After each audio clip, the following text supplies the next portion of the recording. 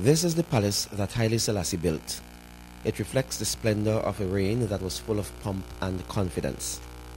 It was here that the prime ministers of SBG and Ethiopia sat down to forge a new relationship between Africa and one of the aspects of the diaspora.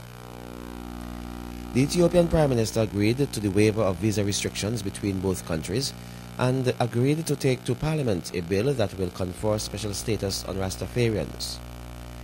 The two leaders later held a press conference to announce the new agreements, which included a pledge by St. Vincent and the Grenadines to offer post-secondary scholarships to Ethiopians who wish to study in St. Vincent and the Grenadines. The Prime Minister and delegation also paid a visit to the President of the Federal Republic of Ethiopia, Mr. Gilma Giorgis. Discussions were held around the relationship between St. Vincent and the Grenadines and Ethiopia. Following this, the party was taken on a tour of the living quarters of the former Emperor Haile Selassie. His bedroom, living rooms, and office have all been preserved in exactly the same way he left it. The lion, a potent symbol of Selassie's reign, guards the outer reaches of the large mansion. The delegation was further treated to the tour of their life. In the basement of the palace is an unbelievable display of Haile Selassie's household items. Glasses, cutlery, etc. are pure silver or gold. This basement is rarely seen by ordinary people. It is now a virtual museum, the contents of which are worth in the millions of dollars. Some of these items are also gifts from visiting heads of state from all over the world.